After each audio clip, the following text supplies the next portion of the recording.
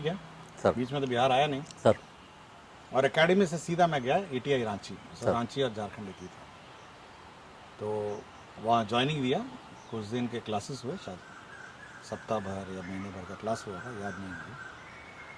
तो मुझे जाना था गिरिडीह में मेरा असिस्टेंट कलेक्टर ट्रेनिंग पोस्ट था। तो कैसे जाया जाए पहले तो सबसे पहले मैंने क्या किया कि बस स्टैंड गया अपना बैग लेके और Bihar state road transport corporation की जो बस थी बस से उसमें जी। टिकट लिया और बैठ गया जी। गिरिडीह के लिए। तो चलते चलते हजारीबाग होते होते वो बस गिरिडीह पहुंची और फिर मैं गिरिडीह के बस स्टैंड पे उतर गया। मुझे इतना पता था कि सर्किट हाउस कहीं जाना है मुझे। तो फिर वहाँ से मैंने रिक्शा लिया बस स्टैंड से उतर के और रिक्शा पकड़ के मैं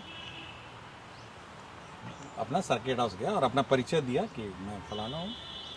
तो मेरा कमरा आरक्षित था रहा। और इस बीच मुझे लगा कि कितने सिंपल लोग हैं, कितने सिंसियर, मतलब जो समाज है ना, जो समाज का जो रिस्पांस रहा और एज ट्रेनिंग ऑल्सो समाज का रिस्पांस और इज्जत और जो प्रतिष्ठा आपको देती है वो मतलब अकल्पनीय है। और ऐसा नहीं है कि आप समाज से केवल प्रतिष्ठा और समाज से इज्जत और समाज से सम्मान लेते हैं, उसको फिर आपको समाज को 10 गुना करके लौटाना भी है। मतलब ऐसा नहीं कि आप एक तरफा ट्रैफिक चल रहा है, जी। मतलब आपसे अपेक्षाएं हैं कि आप इस समाज में कंट्रीब्यूट करेंगे, समाज का परिवर्तन करेंगे। एक आम आदमी जो कमज़ोर आदमी उसके जीवन में परिवर्तन करेंगे। तो ये बहुत महत्वपूर्ण है। जी। समाज इसलिए नहीं देता है कि आप आईएएस बन गए हैं, बड़े महान हो गए हैं, या आप बहुत बड़े आपने माउंट एवरेस्ट चढ़ लिया है। जी। जी। समाज इसलिए देता है कि वो ये उम्मीद करता है आपसे कि आप उसके उनकी ज़िंदगी में परिवर्तन लाएंगे, उस समाज में परिवर्तन लाएंगे, वो कंट्रीब्यूट करेंगे। तो यही मुझे फीलिंग रहा, मतलब मुझे लगा कि नहीं, ये समाज है जिसमें अब आज मैंने अपना योगदान दिया है। मैं आज जब मैंने ज्वाइन किया है तो मेरी यात्रा वहीं से शुरू हुई। देखिए मैं गिरिडीह में था, जैसे मैंने आपको कहा, तो असिस्टेंट कलेक्टर के रूप में परीक्षामान के रूप में मैंने योगदान दिया और ट्रेनिंग बड़ा सिंसियरिटी से लिया मैंने। और हर कार्यालय में बैठा, बाबुओं के साथ बैठा, किरानियों के साथ बैठा, क्लर्क्स के साथ बैठा, सबसे बड़ा शिक्षा ले लिया। और जब जिला पदाधिकारी ने मुझे ब्लॉक में पोस्टिंग किया तो अपना बोरी बिस्तरा बांध के ब्लॉक के कार्यालय आवास में जाके मैं ठहरे अपना बैठ गया। पीरटांड मेरा ब्लॉक था सर। उस वक्त। लालखंड का जो मूवमेंट था, जी। आर्म्ड स्ट्रगल का मूवमेंट था, वो चरम पे था और वो उसका मुख्यालय ऑपरेशन एरिया था। तो पीरटांड जैसा इलाका, वहाँ जाके अपना बोरी बिस्तरा प्रखंड के पदाधिकारी के आवास कार्यालय में रखा। और बिजली आती जाती थी तो एक डिबरी भी थी मेरे पास। हाँ, वो बिहारी भाषा में डिबड़ी। हाँ, लालटेन थी, केरासिन जलाता था और उसमें एक शीशे का वो फनल टाइप रहता था, उसी में पढ़ाई करता था। रात को उसी में रहता था, उसी में पढ़ाई करता था। और करीब 4 महीने मैंने बिताए, लोगों से संपर्क किया और बेझिझक। पुलिस को बहुत डर लगता था और इस बीच मेरे 4 बॉडीगार्ड मतलब भाग भी गए कि हम आपके साथ ड्यूटी नहीं इसलिए कर सकते हैं कि आप बड़े खतरनाक जगहों पे जाते हैं। वहाँ बंदूक लूट कांडें हुई थी और बहुत सारे हमले भी पुलिस पिकेट्स पे हुए थे। तो मैं बिना बॉडीगार्ड के एक जीप में उन इलाकों में जाता था और लोगों की समस्या सुनता था, जिसमें वो लोग भी थे जो अपनी समस्या सुनाते थे और कहते भी थे कि सर फलाना ज़मीन एसपी साहब की है, मतलब एसपी ऑफ लालखंड, डीआईजी लालखंड की है या अन्य अन्य लोगों की है।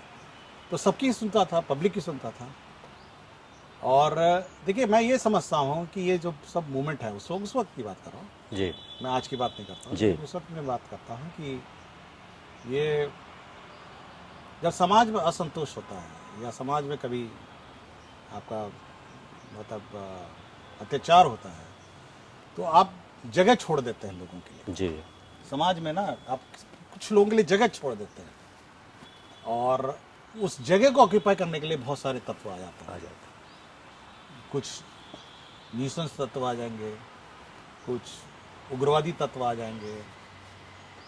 तो अगर प्रशासन रिस्पॉन्सिव रहे, अगर प्रशासन हर आदमी की बात सुने, पब्लिक की बात सुने और बहुत रिस्पॉन्सिव रहे, मेरा विचार है कि आप उसके लिए जगह मत छोड़िए। ज़मीन का विवाद है तो ज़मीन समय पे निपटारा कीजिए। किसी के साथ अत्याचार हो रहा है तो उसका आप समय पर निवारण कीजिए। या किसी को कुछ आवश्यकता है प्रशासन से, आप उसका समाधान तुरंत दीजिए। अगर आप जगह नहीं छोड़ेंगे प्रशासनिक गैप्स जिसको कहते हैं, तो ये तत्व जो है, ठीक है, ये अवांछनीय तत्व है, मतलब ये आवश्यकता नहीं है, ये सब प्रकट हो जाता है, हाँ, उनकी उत्पत्ति नहीं होगी। उनकी उत्पत्ति होती है। तो ये चीज़ मैंने अपनी पहली पोस्टिंग में सीखी। रात को पंचायतों में सोता था, पंचायत के भवन में सो जाता था और ऐसी बहुत बार हुई है कि हमको देख के दस्ता पार हो गया।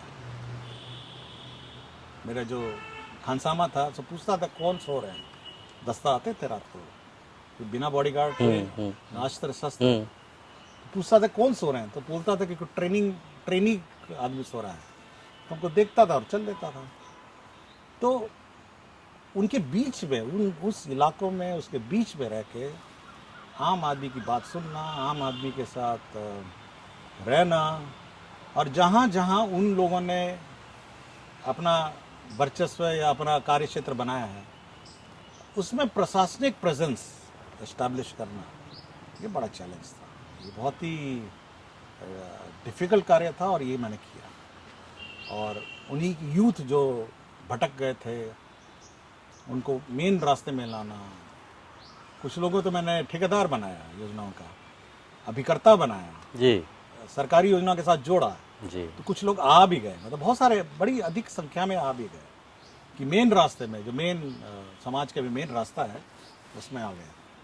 तो ये पहली पोस्टिंग की मेरी सीख थी और ये बहुत, यह सीख मेरी आज के दिन में ज़िंदगी में ये हमेशा रहती है कि जहाँ जहाँ प्रशासन अपना कार्य नहीं करेगा या अपना गैप्स छोड़ देगा जी उसमें अन्य लोग आके कब्जा कर लेंगे, जी अन्य चीज़ें आके कब्जा कर लेंगी। जी तो प्रशासन को बहुत रिस्पॉन्सिव होना चाहिए, बहुत सेंसिटिव होना चाहिए, लोगों की बात सुननी चाहिए और बहुत ही सेंसिटिव होना चाहिए। मतलब मैं ये प्रैक्टिस और अपने अनुभव से कह रहा हूँ, मैं कोई किताबी ज्ञान आपको नहीं दे रहा हूँ। और रातों रात मैं रहा हूँ पंचायत भवनों में और लोगों की बात सुना और लोगों का बहुत प्रेम मिला, पहली पोस्ट में बहुत प्रेम मिला जी और इतना प्रेम मेरे ख्याल से मतलब यह संभव है। लोग काम करिएगा तो आपको प्रेम मिलेगा। बिल्कुल बिल्कुल। और लाल बत्ती और ये सब मेरे ख्याल से ये मान्य नहीं रखता है। इसी